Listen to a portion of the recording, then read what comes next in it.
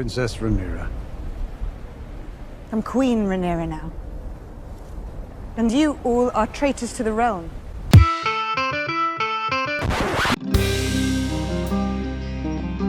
And now, from the crypts of Winterfell, it's your favorite podcast of Thrones.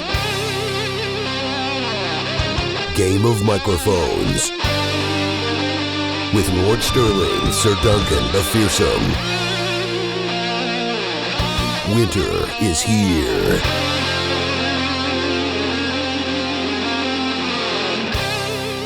Good morrow, and welcome to Game of Microphones. We've just finished the House of the Dragon season finale. It's me, Lord Sterling, Sir Duncan the Fearsome, joined by special guest, Sir Matthew of House Repp. How's it going, Matt? It's going good. It's going good, man. That finale, that was something else, man. Blood was spilled. Wow, craziness. This was a tense episode. Everything started off really calm and peaceful for the most part until Rhaenys showed up. And when Rhaenys showed up, it was like they didn't know about any of the stuff that had happened, so they were probably just assuming that Rhaenys was there with word of Corlys, which is what Rhaenyra seemed to suggest. She's like, "Oh, have you word of Corlys's arrival?" And it's then that we learn that the king is dead. And, I mean, they were only just at King's Landing maybe 2 days ago. Yeah, in their time. So, I mean, we've had 2 weeks since that Last Supper, but for them, it's just been... Yeah, like 2 days. And at the supper, Alicent had said, you will make a great queen. So there was no reason for Rhaenyra to suspect that even if Viserys had died, that they would go ahead and crown Aegon, right? So she's completely blindsided by the news of that. Apparently, Alicent had no idea either. Yeah, that's true. It seemed like Alicent was ready to go on forward with Rhaenyra's succession, with how she was complimenting her at dinner, saying she'd make a great queen, and then obviously we learned that Otto has been planning and secret plotting behind her back.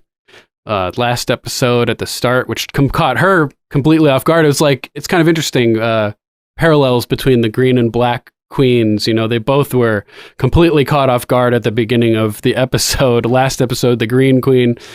This episode, the black queen. Oh man, what was your favorite part of this episode, do you think? The best part, and also the most heartbreaking, would have had to been maybe not the most heartbreaking, being as though Rhaenyra lost her child right after hearing about her father. So she lost so much this episode. She lost her claim because it had been usurped from under her. She had her miscarriage. She lost her father. And then losing her Lucerys at the end also. Oh man, I was getting some Daenerys vibes at the end when she turns towards the camera and she's all mad. It reminded me of Daenerys sitting on top of her dragon as the bells tolled right before she decided to burn King's Landing. There's a lot of similarities between Dany and Rhaenyra.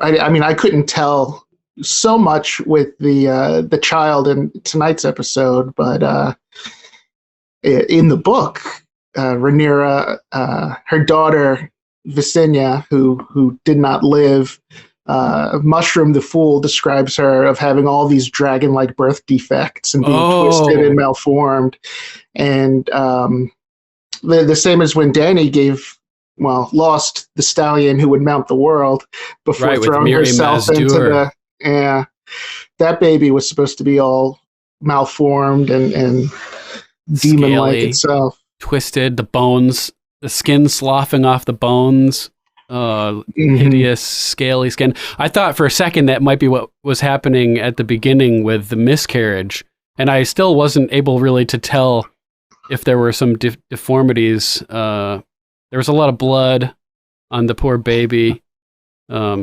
I thought Mhm. from a couple angles there may have been some disfigurement, some weird dragon stuff going on, but then again, I'm not really sure. So I don't want to say one way or another.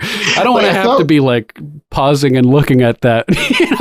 Like I thought we saw a flash or a frame of something scaly in there. So yeah, I might have seen. Yeah, might have seen something. It was interesting that Syrax, when she was trying to give birth, and all of the handmaidens were begging to help her as she was writhing and in pain, and we kept getting flashes of Syrax during that sequence. Isn't that right? It was like she's having a mind connection with her dragon, who was like, "No!" Rah! Roaring in the background, and man, that was so brutal.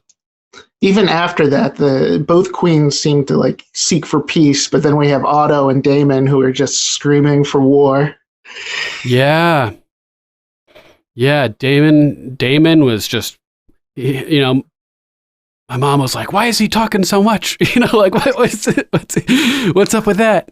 Because obviously Rhaenyra has just made queen, and it's like, Damon, you're like going out of bounds here. You're taking too much power, making too many decisions. But at the same time, he has battle experience, and he's probably been wargaming this inevitability in his head for a long time. What were you going to say? I was going to say he immediately jumps to regicide. You know, he right. He thinks someone did him in. You know, which I mean, I don't know if I believe in all of that. And I think it was a natural death, but they sure didn't waste any time. That's true. Yeah, it seemed like it was, that Viserys went out peacefully and naturally, like you said. She tried to help him out with some milk of the poppy, and she seemed legitimately bereaved or, upset the next morning. But yeah, Alicent's not going to be too happy. Her eldest son is a complete mess, and now her middle child went and murdered the middle child of,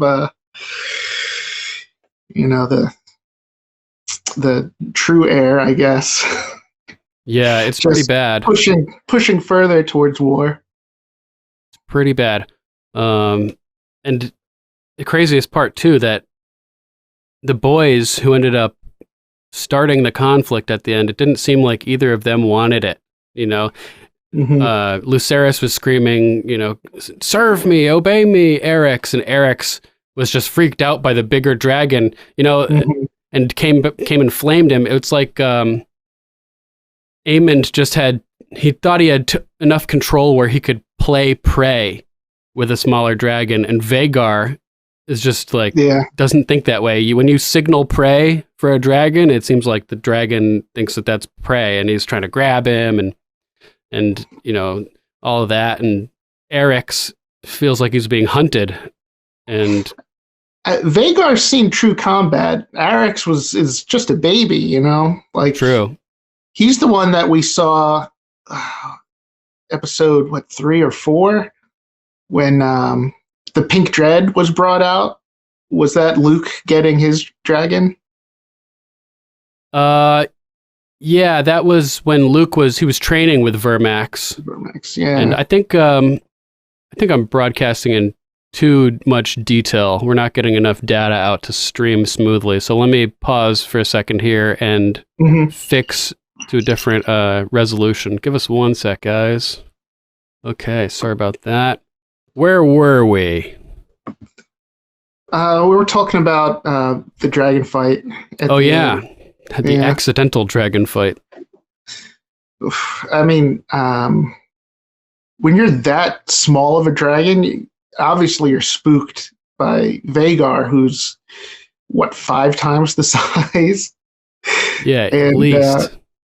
Eryx probably just, tried its best to shoot some flame at him, distract him a little bit so he can get away, but Vhagar, once that insult was made, he wasn't going to let that stand. Yeah, seriously. And Vhagar's seen real combat. That's true. Probably. Vhagar is like the oldest living thing on Earth, potentially, at this point, with Balerion out of the picture and the most experienced war fighter that there is. So, at the beginning, Daemon is going through all the dragons that they have on their side and listing the dragons that the Greens have, but he didn't mention Vhagar, did he? I was like the whole time sitting there like, dude, Vhagar, what about Vhagar? You're like leaving out that they have the biggest, most powerful dragon of all at their disposal, which could be a big problem, you know? So brutal.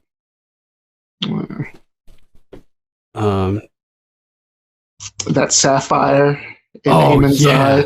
That was so cool. So I had heard some people talking about that. So I was a little bit, I spoiled. It wasn't like a big deal, but I was spoiled on that detail. So when he pulled it off, I was like, "Oh yeah, the sapphire. That's baller. Like if you're gonna go without an eye, that's the way to That's do the way it. to go. Yeah. Yeah, some kind of cool ass gemstone. That was awesome. I really liked that. And when that there was something bad was going to happen when Rhaenyra is having a little one-on-one moment with Lucerys, and she's like, "Don't worry, everything's going to be fine. Oros is honorable, although it wasn't he who sworn the oath; it was his older brother or father or something." And so this is a new Lord of Storm's End. Is that the first time we've seen Storm's End? We had seen an interior chamber during Rhaenyra's. The parade of suitors. Yeah. When she was sent around to, instead of having the suitors come to them, they send her off all over the Seven Kingdoms, which is kind of demeaning. Like she's a piece of meat being put on display. But yeah, we had the scene. That's where we got the Blackwood and Bracken confrontation, and the young Bracken. The young Blackwood bro took out the older Bracken guy. Is that right? Yeah, I think I got those houses right there. Gutted him. And that fight within the halls of Storm's End kind of foreshadowed this fight that almost took place within Storm's End, between a larger and smaller foe. Yeah, Boros, he said he won't have bloodshed in his hall. I mean, I guess maybe you forgot. But the description of Storm's End was just always like so impressive. This towering castle on the very edge of a cliff face. Nice. But I wonder how much rain they get for it to be called Storm's End, and it definitely. It's got the thickest walls of any castle in the kingdom to combat those bashing waves of wind. The shore. Yeah, it's like the Florida of Westeros, I get, right? Because they got all the hurricanes down there. Similar location, isn't it? Is it not? Yeah. Yeah, southeast. Yeah, that's pretty funny. Yeah, really crazy. And oh man, when Arax lands and Lucerys hops off and he's walking through the courtyard and you see the soldiers in front of him, between him and the castle entry, and that's foreboding enough. But then the lightning cracks, and you see the giant Vhagar in the background with his big old turkey gobble hanging down. You could tell him a mile away just from that, but also because he's big enough so that you could probably see him from from a mile away, literally. I'm surprised they didn't see him once they were flying in. I guess the weather had something to do with that. True. Dude, that was crazy. Was that the first illiterate lord that we've seen? Oh, you think that's what they were actually implying, that he couldn't read it? I wasn't sure if he was beneath me to read it. He didn't even bother opening it, and then he had the maester read it and whisper it in his ear. Oh, whispering in his ear. Yeah, I was more like focused on Lucerys and Aemond that sort of just flew right past me. So yeah. I could be projecting because he seemed like such a buffoon, but he was a rather dickish, especially compared to Boromund Baratheon, the previous lord when Rhaenyra was there, who seemed much friendlier towards Rhaenyra's Rhaenyra and her cause and stuff at the time. One of the lords that did swear fealty when Viserys proclaimed her the heir. What do you think is going to happen with the Starks and the Tullys? I don't know. we know we're predisposed to know the Starks as being like completely honorable and loyal, like their word is bond. Mm-hmm. But that could just be from, the prejudice from Game of Thrones. Who knows if Cregan Stark is anything like his descendants. True. Yeah, there's got to be some variation between each generation, as we saw with Storm's End. Realizing now that for some reason the YouTube stream is on unlisted, so that's not very helpful. Oh man, I don't even know how to change that. Amateur streamer here, guys. FYI. I'll just restart it and. Sorry about that, guys. Drop it down to 720 and hopefully we'll have a better quality stream. Apparently my internet doesn't want to go fast enough for us to broadcast in 1080. All right, and now we're back on Facebook. Okay, sorry about that. Where were we? We were talking about the dragon fight. Yeah. Had the accidental dragon fight. I mean, when you're that small of a dragon, obviously you're spooked by Vhagar, who's 5 times the size. Yeah, at least. Eric's probably just, tried its best to shoot some flame at him, distract him a little bit so he can get away, but Vhagar, once that insult was made, he wasn't going to let that stand. Yeah, seriously. And Vhagar's seen real combat. That's true. Vhagar is like the oldest living thing on Earth, potentially, at this point, with Balerion out of the picture and the most experienced warfighter that there is. So, at the beginning, Daemon is going through all the dragons that they have on their side and listing the dragons that the Greens have, but he didn't mention Vhagar, did he? I was like, the whole time sitting there like, dude, Vhagar, what about Vhagar? You're like leaving out that they have the biggest, most powerful dragon of all at their disposal, which could be a big problem, So brutal. That sapphire in Aemon's eye. That was so cool. So I had heard some people talking about that, so I was a little bit, I spoiled. It wasn't like a big deal, but I was spoiled on that detail. So when he pulled it off, I was like, "Oh yeah, the sapphire. That's baller. Like if you're gonna go without an eye, that's the way to that's do the way it. To go. Yeah, yeah, some kind of cool ass gemstone. That was awesome. I really liked that. And when that there was something bad was going to happen when Rhaenyra is having a little one-on-one moment with Lucerys, and she's like, don't worry, everything's going to be fine. Boros is honorable, although it wasn't he who sworn the oath, it was his older brother or father or something, and so this is a new lord of Storm's End. Is that the first time we've seen Storm's End? We had seen an interior chamber during Rhaenyra's... the parade of suitors. Yeah. When she was sent around to, instead of having the suitors come to them, they send her off all over the Seven Kingdoms, which is kind of demeaning. Like she's a piece of meat being put on display. But yeah, we had the scene. That's where we got the Blackwood and Bracken confrontation, and the young Bracken. The young Blackwood bro took out the older Bracken guy. Is that right? Yeah, I think I got those houses right there. Gutted him. And that fight within the halls of Storm's End kind of foreshadowed this fight that almost took place within Storm's End, between a larger and smaller foe. Yeah, Boros, he said he won't have bloodshed in his hall. I mean, I guess maybe he forgot. But the description of Storm's End was just always like so impressive. This towering castle on the very edge of a cliff face. Nice. But I wonder how much rain they get for it to be called Storm's End, and it definitely.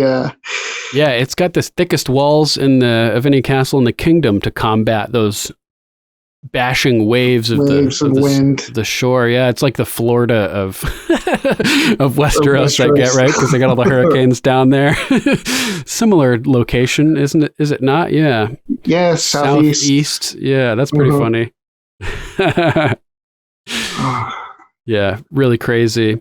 And oh man, when Arax lands and Lucerys hops off and he's walking through the courtyard and you see the soldiers in front of him, between him and the castle entry, and that's foreboding enough.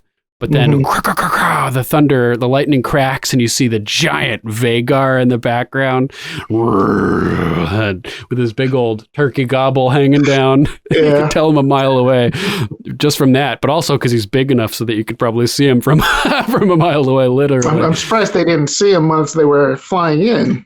I guess the weather had something to do with that. True. Dude, that was crazy. Was that the first illiterate lord that we've seen? Oh, you think that's what they were actually implying, that he couldn't read it? I wasn't sure if he was beneath me to read it. He didn't even bother opening it, and then he had the maester read it and whisper it in his ear.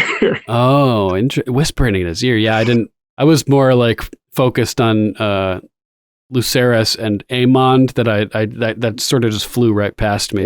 So yeah.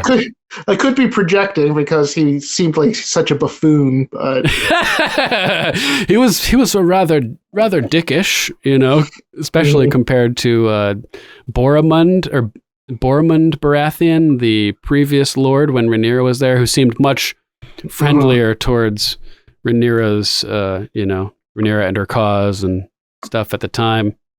One of the lords that did swear fealty when Viserys proclaimed her the heir. What do you think is going to happen with the Starks and the Tullys? I don't know.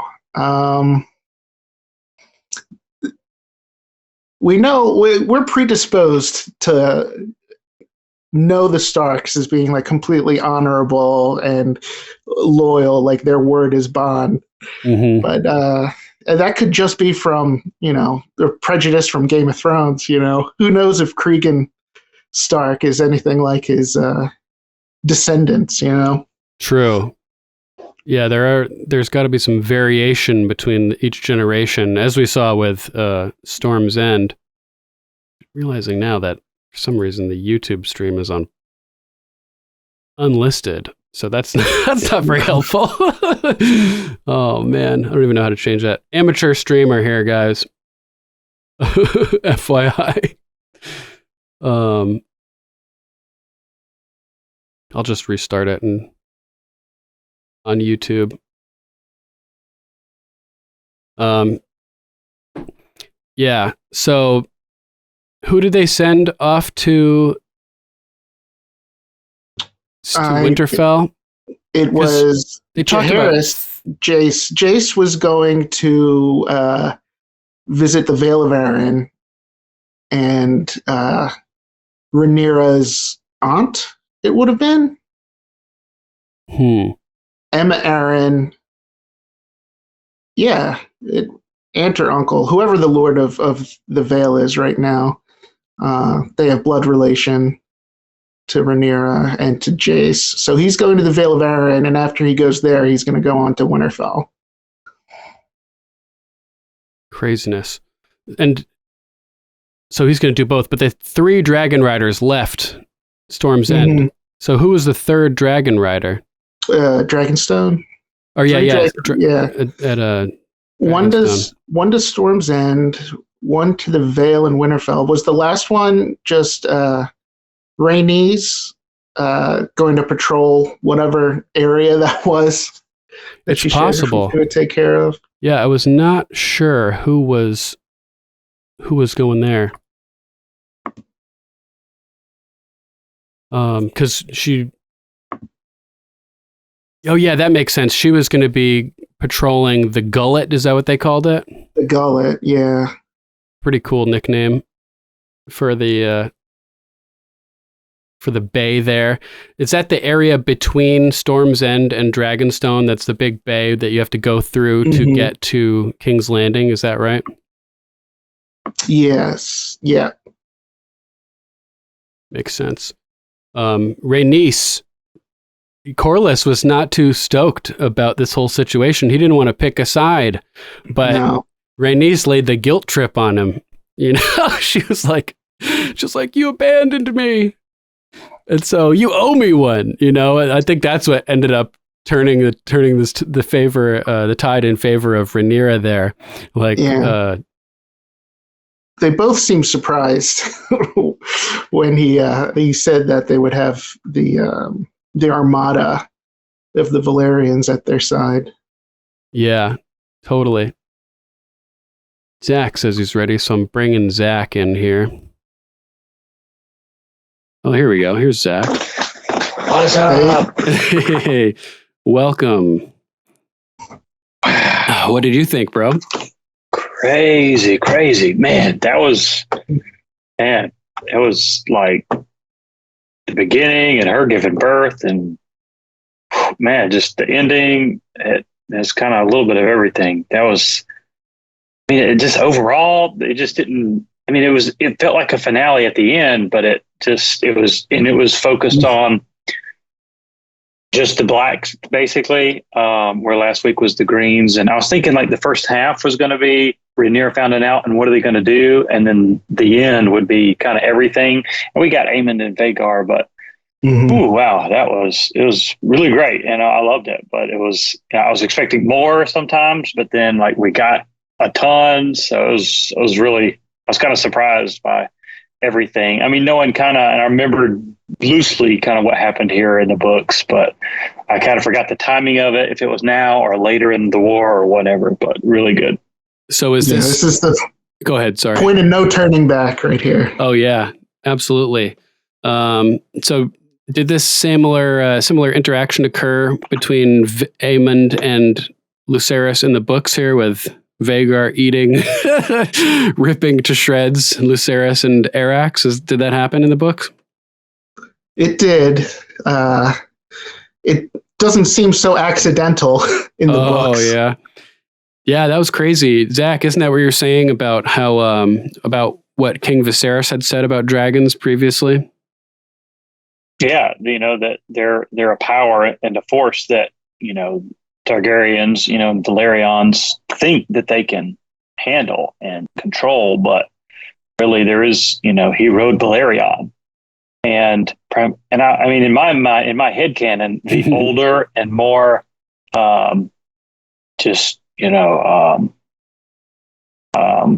want to say persnickety, but that's not really the right word. Just moody that like Vhagar is, in my mind, the less controllable they would be. Like then the older they get, the more of their, they have their own will, and their will isn't easily, swayed, by a human rider. And you can come up with, you have all your High Valyrian commands, and if they feel like obeying you, they will. But, and when little Luke, rest in peace, Luke, R.I.P. Pieces. When he runs out to the courtyard, yeah, and pieces, too soon. He runs out to the courtyard and the storm's howling and, it storms in. So of course, and he looks over there for where Vhagar was parked before. Vhagar's not there. Yeah, that was so sketchy. He's freaked out. Obviously, the storm has Arax is acting up. Arax freaked out, and he says, "Focus. Listen, serve. Become Likiri. Become." And we understand why he was given those commands because we haven't gotten much of. I mean, Dany struggled with it some in the beginning of controlling Drogon, but here with Aemond and with Luke, they were both not really in control. Yeah, not really in control at all. And that's what Viserys had said, that you can't really control a dragon, right? Something to that effect. Yeah, I'd have to find the exact quote, but and he never tried to go find another dragon after Balerion died, and Otto showing up just like in episode 2. Rhaenyra showing up on Syrax, kind of in the same landing place, in the same spot. kind of flying around. That was cool for them to kind of call back and mirror to what had happened there. And she lands behind the Greens to treat with Damon in episode 2. And now she's with Damon. She kind of comes from behind Otto and his goons and treats with Otto there for a few minutes. And Damon wants none of it. And throughout the episode, she's trying to be as calm and measured. And like Rhaenys is telling Corlys that everybody else, all her advisors, all the lords, all the knights are pushing her to war. And obviously Damon included, more so than anybody probably. But she's the one that's showing restraint, and resolve to try to find the best course of action, not just fly off the handle and burn them all. Yet. Right. Yeah. At the end of the episode, we get a different look from Rhaenyra. Yeah. It's going to be chaos next season. And we're going to have to wait 2 years for it, probably? Most likely, I would think. At the least. Because I'm interested to see just this little set piece with Vhagar and Arax. How long in the CGI process that it took, and filming the riders, in the volume or whatever, however they're doing it with the wind and the rain and all that, just doing that part. But then obviously the dragon piece of it, it's all CGI, how long that took, and the battles that are, to come in the dance. It's going to be so much more of that. So I can't wait to see the behind the scenes stuff. Exactly. It's going to be really cool. I mean, once they have all the primary photography done with the actors, how long the CGI teams probably have a CGI team for each dragon. How long that's going to take in post-production they may, I don't know, because I don't think a CGI, all the Avengers movies are all CGI pretty much, but I don't know the detail they're trying to get with the dragons. I just don't know. Dragon fights and that stuff. I just don't know that's really been done to the quality and scale that they're going to have to do it for season 2 and beyond. So they may, I could see them having a date and having to push it back because of they're not ready to start episodes 1, 2, and 3 may be done, but the time is taking to CGI and post produce episode 4, 5, 6, 7, 8, 9, 10 is there's no way we can start it on whatever the date is, May 1st, 2024. Yeah. I'm not saying that's the date. I'm just making stuff up. But it's going to be a long time, I think, before we get the show, but it's going to be good when it comes out. We know that it's going to be good. Season 1 was really good, with not that much dragon stuff. So, be patient. That's toward the end of Game of Thrones. There were some pretty long waiting periods in between seasons, but man, especially what's the deal with Vermithor? Oh yeah, what was up with that? Was he enjoying being sung to? Damon's just didn't seem like it. He roasted the ceiling or whatever they were at. I don't know. That was wild. What was up with their eyes at the end of that whole sequence? Were they trying to imply some sort of warging going on, or whose eyes? Both Vermithor and Damon, their pupils both changed shape and kind of reflected one another. Interesting. Yeah, I just kind of took it as they were kind of having this kind of connection moment, not dragon and rider connection, but I'm here. I'm when you go walking through the woods in bear country, they say make as much noise as you can. He wasn't trying to sneak up on Vermithor. Yeah, right. And he knew Damon seemed to know exactly where Vermithor would be. But I would think he is trying to set, and this part I don't remember from the books. What happens? Who gets Vermithor? If anybody gets him, I know there's stuff with wild dragons and rando people from. Yeah, remember the town on Dragonstone? That's the little fisher town, or the heart, or the port. There's a name for it. I don't remember. But just random people from there saying, "Oh, I'm Jaehaerys, great grandchild, that was illegitimate, and I'm going to try to claim Sea Smoke or Vermithor or somebody." And some stuff. Some people didn't have much luck with that in the books. So there's going to be some of that, I think. But I think Daemon should and probably will try to set up his daughter, the younger one, Rhaena, with Vermithor. That makes the most sense to me, because Vermithor is the second largest dragon besides Vhagar. So that's the one that they're going to want to get a rider on the most. Superstar 6626 in the YouTube chat says that he thinks Alicent will try to cover up what happened with Vhagar and Aemond and Arax, because nobody knows exactly what happened at this point. Yeah. Well, they went all flying. There was a storm. Things happen. Yeah, right. The storm. Right, Arax just fell from the sky. Yeah, only Aemond knows the truth. If they were over land, obviously, like where Vhagar kind of chomped, like Lucerys's body could be completely obliterated. Mm-hmm. Obviously, Eric's body was in a bunch of different pieces, and Lucerys could have been part of that falling debris. But they're over the water, no chance for anybody to know the truth of what happened. Shipwreck Bay, man. Right. If they fail, dangerous to even go look. Yeah, exactly. If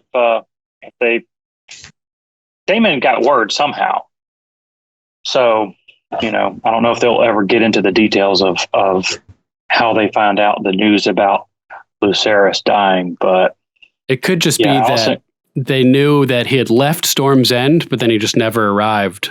So maybe somebody sent word from Storm's End that he had left, but then he never actually showed up to return. I don't know. I was wondering about that too. How does Daemon know? Yeah, it was something we may kind of get a little bit more detail, but like we thought at the wedding feast when Kristen pummels Joffrey. Lonmouth. Yep, Lonmouth. We'll find out next episode how that happened and what Alicent did, and then it was a 6-year or 10-year time jump. It's like, no clue. Kristen Cole just got away with it, and no clue. Oh well, on to the next thing. Yeah. So that may be one of those things where we never get any detail, but we might. So we kind of got a little rundown and account from Daemon about there's unclaimed there's wild dragon or two. They say 2 wild dragons that live at the Dragon Mount. Sea Smoke is still at Driftmark. Yeah. Vermithor is unclaimed, and named another one, I think. Silverwing. Yeah, I couldn't remember. Which I think was Elisane's dragon, Queen Elisane. So I think he counted 16 to the Greens 3, but obviously Vhagar is a big one. Yeah, he's like 6 dragons of those. We got a pretty epic scene of Daemon and Caraxes putting the Kingsguard to the question. Just putting them sharply to the question. Yeah, sharply indeed. That was pretty I guess crazy. That was Stefan Darklin and Eric Cargill wasn't there yet. It was Stefan Darklin and was it that Laurent something? I can't remember it. They said his name, but at the beginning I have to write it down. I wasn't sure who it was either. What a moment when Rhaenyra's like, nothing will be done. This is not the moment that I was talking about. I was getting ahead of myself there for some reason. But Rhaenyra's like, nothing will be done until I give the command. And Jace goes in there thinking that he could boss around Daemon, and Daemon is just like, he's like, send the ravens, do what I told you to do. The Maester's kind of like, okay, it'll be done. And that's when he takes him off to watch him learn of the loyalty of the 2 Kingsguard. And that made me nervous too, because I wasn't sure where these Kingsguard would fall once they learned that a new king has been crowned. Would they stay loyal to Rhaenyra, or would they split and jump to Team Green? I don't think they had much choice. At that moment, I don't think they had much choice. Daemon made him an offer they couldn't refuse, instead of a gun to the head, a dragon breathing fire down your throat. Offer, threat, one or the other. At least they can control the dragons enough to not have them roast people in situations like that. It would have been funny if Caraxes comes over the top and he's like, do you two, you'll have to bend the knee once more and swear loyalty to Rhaenyra, and the dragon just roasts him, and Daemon's like, damn it! Obey! Obey, Caraxes, you ruined it. Focus, Likiri. Yeah. There's typically how many Kingsguard? 7? I think 7. That's what I was thinking in my head, at least. So, I mean, if there's the 2 currently on Dragonstone, then Eric shows up with the crown. How many came with Otto when he showed up? There was at least 3, I think.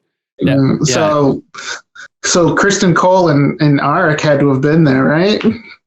I don't know if I saw Kristen Cole. He may have stayed behind with the Queen. Yeah, I would think he probably would, but Eric was there though. If Harold Westerling is gone in the wind. I thought we would see him on Dragonstone this week, but we didn't. Yeah. Then I saw somebody tweet this week that said one of the characters is the only one to appear in every episode. Because Rhaenyra and Daemon weren't in the episode last week. Alicent wasn't in the episode this week. Otto was, but Otto missed some episodes in the middle. True, when he left. Rhaenyra had gotten him fired. So if Kristen Cole showed up on that little causeway at Dragonstone, I think he would have been in every episode. But anyway, so yeah, there could have been. So if Stefan Darkland and that other guy were there, and then Eric with an E, Cargill showed up to be Team Black, and Otto brought 3, that would have left Harold Westerling as the 7th. Right. So I have to go back and look for the Kingsguard on that little bridge on that. There could only have been 2. Right. So I think he had maybe 2 Kingsguard knights and then a few just household knights. That was tense, to go man. With him. And that was and they said go ahead. They said that his ship, when they said, a ship has been sighted with a green dragon. Unless Otto did that as his own little thing, but I'm pretty sure in the books, as the war goes on, Aegon's sigil is a gold or yellow dragon on a black field. Yeah. And Rhaenyra's symbology is like a split up with Aeron in one corner and 2 Targaryen emblems, the classic red dragons all black, and then another house, the seahorse from Valerian. Yeah, so, yeah. It must be Otto's his own little thing, since he's like a representative of the Targaryens. So it's a Targ logo, but he's the Hightower, so it's green. I don't know, but the green is not just like a Hightower color, though. It's specifically when they like a wartime color for House Hightower, correct? That's what they explained it in the show. Yeah, the green flame.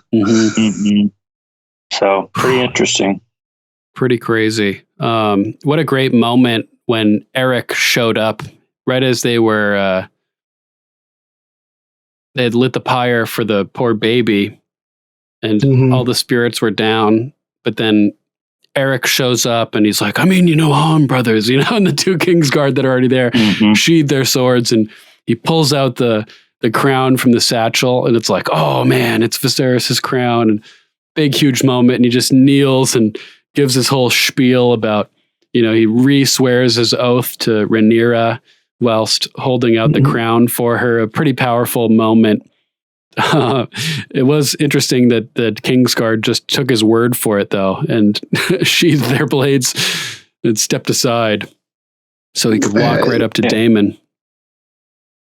There is real symbolism going on there. You got Aegon wearing the Conqueror's crown, and you have Rhaenyra, who's, I think that crown was created for Jaehaerys, the first, who had like the most peaceful reign ever since the conquering. So you have Aegon wearing the crown of the Conqueror, and you have Rhaenyra with the crown of Viserys the Peaceful. Yep.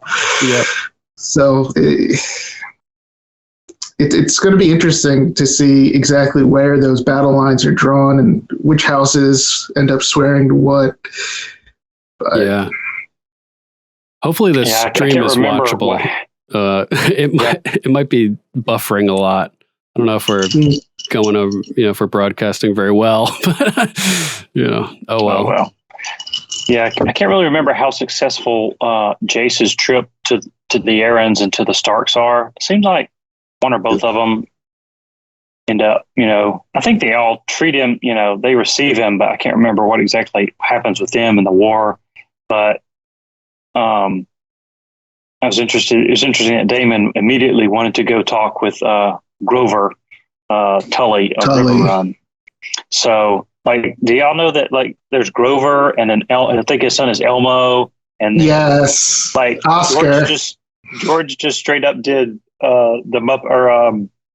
different Big Bird Sesame Street characters for the Tullys in this point of the Westeros history, which is pretty funny. Hilarious.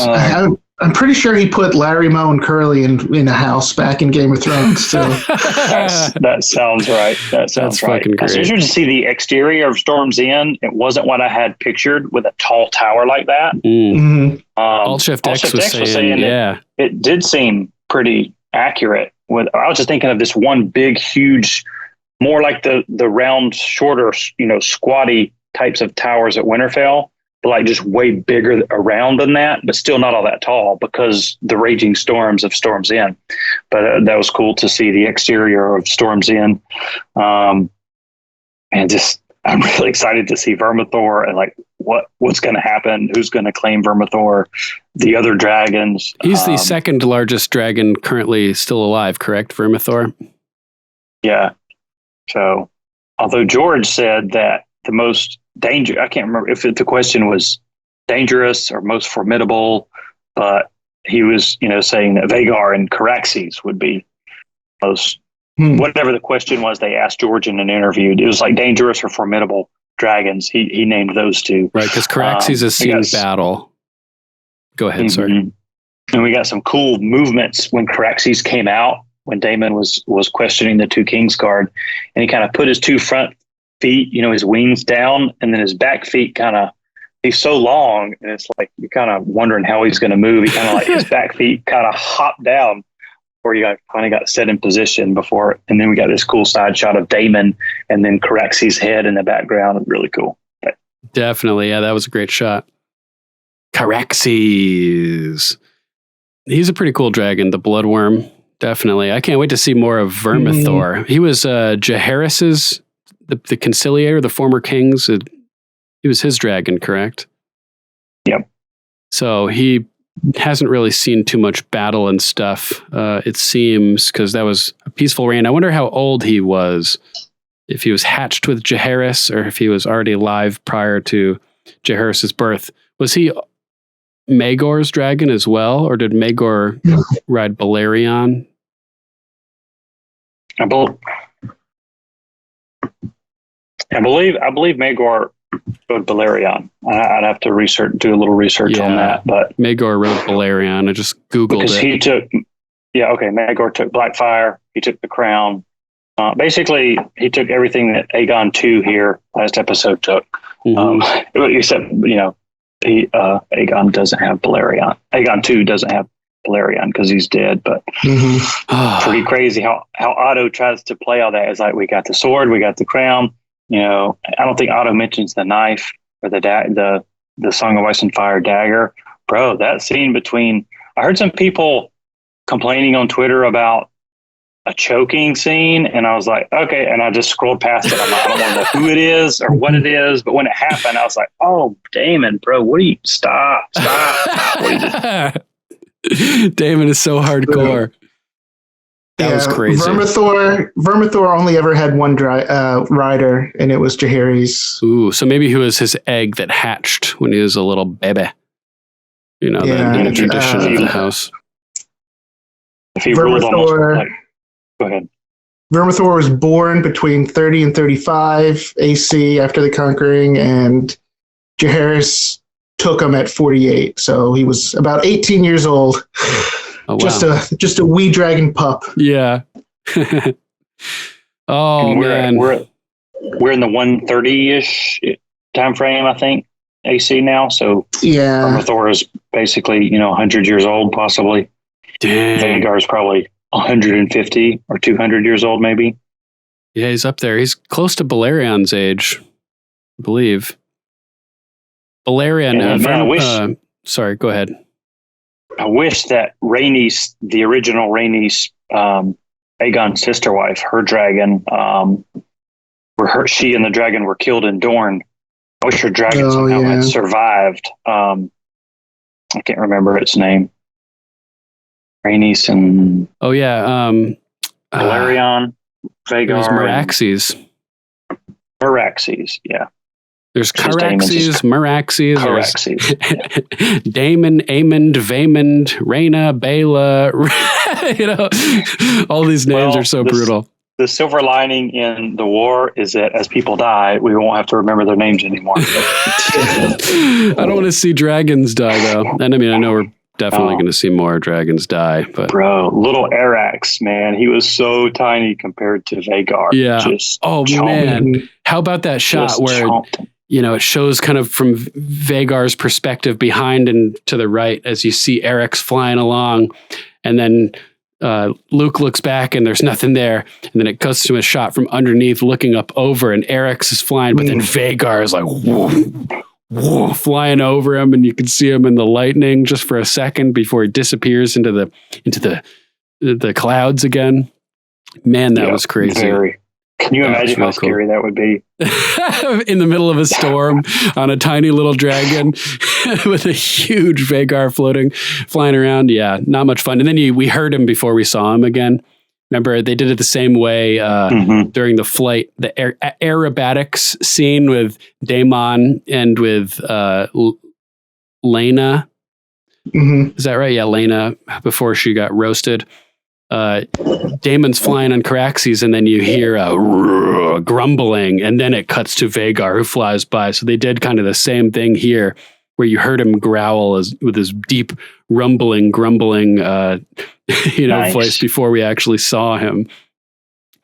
And all right, guys, I'm gonna have to run, and getting late for me. And sounds I was good. glad I could hop on and talk with y'all, but y'all feel free, obviously, to go on and have a big time. I'll watch or listen later, and we'll get the regular episode of the podcast out and get it recorded. And very interested to watch it again and break everything down for y'all. Yeah, and next weekend we're going to go live as well and talk about just like a wrap-up episode where we discuss the whole season. Matthew, you're welcome to join us for that as well if you want. We're going to have Archmaester Stitches joining us too. So that should be a good time. Get everybody's views on the season as a whole and everything like that. But yeah, all right, buddy. Thanks for joining us, and glad you could make it. Hope you have a nice rest of your evening, and we'll talk to you tomorrow and get the regular old episode recorded. Awesome. Y'all take it easy. All right, later, Zach. See ya. Yeah, man. So what else is there that happened in this episode that we haven't talked about yet? I'm trying to draw a blank. I wasn't taking notes or anything, so. Well, news reached Dragonstone. Rhaenyra had her miscarriage. Daemon questioned the King's miscarriage scene Guard. was so hardcore. Yeah, it was tough. They do not portray pregnancy in very I don't know, safely, what you call, not very serenely good light back in Westeros days, Mm-hmm. I think it had to have been maybe 1 month, maybe 2 months premature. Yeah, it seemed somebody said it was earlier than it should be, and it seems like having heard the news of the usurpation in King's Landing, it seems to have triggered the miscarriage, and she was so focused on everything that was happening. Luke and Jace show up, and she's trying to give birth, but she's listing off all of the things that have happened, and she's, Viserys is dead. There's the usurpation has taken place in King's Landing. Aegon's been crowned king, and Jace and Luke were just kind of watching, like, "Oh my God, this is horrible. What is going on here?" Oh man, the part with the sapphire in the eye was so cool. I really liked that. That was so awesome. Luke was terrified.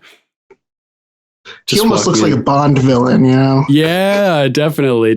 He looks like a madman. And then, he's so aggressive in that scene. He's demanding that Luke cut out one of his own eyes, tosses him the dagger.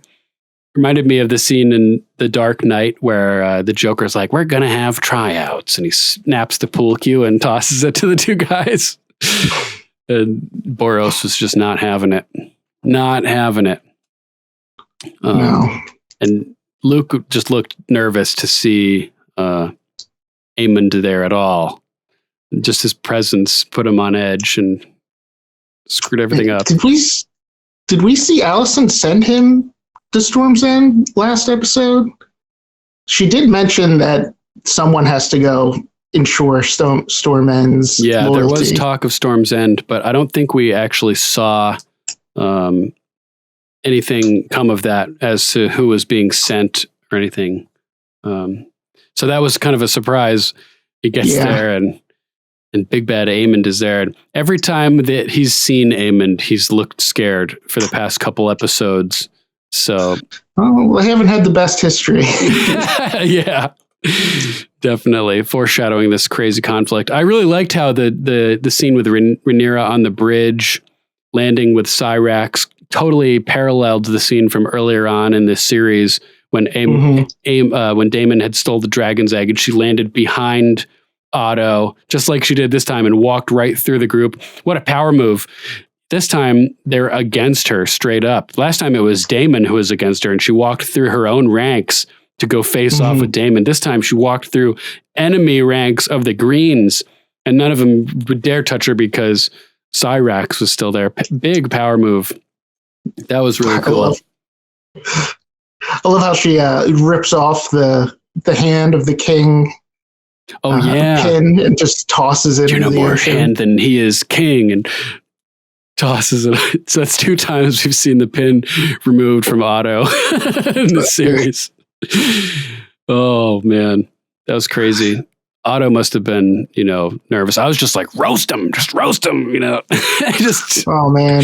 He was like, where's the princess? And just saying that alone was a dig, because not calling her the queen. Not calling her queen. Yeah, then she comes flying around on top of Syrax. That was really cool. Well, just him going there, expecting her to, bend the knee. Yeah. And her just swooping in, wearing her father's crown, which Otto probably assumed was burned up in the funeral pyre. Just that would have answered his question there. Yeah, that's true. They must have been like, where's the crown? Man, that was so cool. I love that when just the display of honor from Eric showing up and, oh man, Screen Crush, Ryan Airy. You ever watch Screen Crush? No. Oh man, check it out. Really good videos. Very highly produced, informative videos regarding Game of Thrones, House of the Dragon, all the Star Wars shows and stuff like that. He breaks down all the Easter eggs and hints to other things. There was like 131 Easter eggs for the last episode of House of the Dragon. Wow. Of Hot D. But yeah, he's cool. He does his podcast with his dog. There's it'll cut to the dog and he does like a voice where the dog says something, and like he was like, oh, they don't have a dog in this fight, and the dog's like, what did you say? He was like, oh, no offense, stuff like that. But he got it wrong. He thought it was Eric that left Aegon's service to go join Rhaenyra. But it was Eric with an E, which we learned definitively in this episode. And his brother Eric was actually there at the bridge, during that standoff scene, right behind Otto. So it actually showed the two brothers on opposite sides in that scene, which was really cool to see. So in this episode, we had an Eric, and an Eric's. Yeah, so brutal. His names, man. His names are off the chain. Yeah, a little more variety with Tolkien's names. I will admit. Yeah. I'm only comparing the two because George R.R. Martin, has based so much stuff off of J.R.R. Tolkien, even his own name, J.R.R. Tolkien, George R.R. Martin, like the concept of the long night is the darkness that's coming over Middle Earth from Mordor.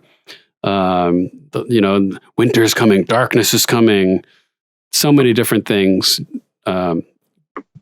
Skin changers, another concept from Lord of the Rings that ended up in wargs, although the wargs are different, but they use the same wolf talking, talking wolves in Lord of the Rings, but people who can like see through wolves' eyes and skin change into wolves in this, in Game of Thrones, the Dragon, A Song of Ice and Fire. I've been rewatching Lord of the Rings lately and just watched a couple of the Hobbit movies for the first time. So I'm noticing all these similarities, which is kind of why it's on my mind at the moment. What else have we not talked about from this episode? Anything? I'd have to go back and rewatch the whole thing. Oh, how they lit the thing and it started glowing gold between all the cracks and all the writing and stuff. What was that? I didn't really see exactly how that happened. They had these braziers full of coal, and they slid them under the table. Oh, okay. And I don't know what kind of wood that is, not to just go up in flames, Yeah, that was really cool. I liked that a lot. All the lettering and everything starts glowing gold. And we got some close-ups of the map table that we hadn't really seen before. Where we got to see how everything was carved in and labeled, like Driftmark, which Lucerys was kind of rubbing his hand on. And I liked how that it showed them going to the boxes and opening the boxes, and we saw all of the pieces that are going to be used to plan the war on the map table. I wonder who ends up moving the map table to that upper room where it was when Stannis occupies Dragonstone. I don't know. Probably get some of the servants to move it, Yeah, at some point. Oh, man. Pretty crazy episode overall. Anything else you want to add before we start to wrap this thing up? No, I think that's good for now. We covered all the big things. For sure. And a second watch will just fill in all the gaps, I think. Yeah, I think so. I'm looking forward to a second watch, pausing and analyzing and rewinding. And what I do when I'm preparing the podcast is I download a transcript, and so I'm sitting there and looking at the lines, and I sort of add my own commentary in between the lines on the transcript, and then that's what I go off of when we do the show. So it will be interesting to just take a closer look at this episode and break things down a little bit more, so we have a fully prepared podcast. And yeah, you think you'll be free next weekend to do a season wrap up show with us? That's possible. Yeah, given whatever time it ends up being. Yeah, we're thinking about going live at 8:30, 8 or 9, so around the same time that the show usually airs or would be airing. Yeah, I'll let you know. Sounds good. Thank you so much for joining us tonight. It's been great having you. Yeah, thanks for having me, man. Yeah, we'll definitely look forward to having you back as soon as possible. Thanks to anybody out there who's tuned in to this haphazard broadcast that hopefully some of it got out there without buffering too much. I recorded most of it in my DAW over here, so I'm going to put together as much as I can and make an episode to release in podcast form. I'll get that out by the morning. And until next time, thanks for tuning in to Game of Microphones, and we will talk to you soon. Thanks again, Matthew, for joining us. Sir Matthew of House Repp. Been great having you. All right. Thanks, man. You are very welcome. All right. We'll see you guys soon. Bye. See ya.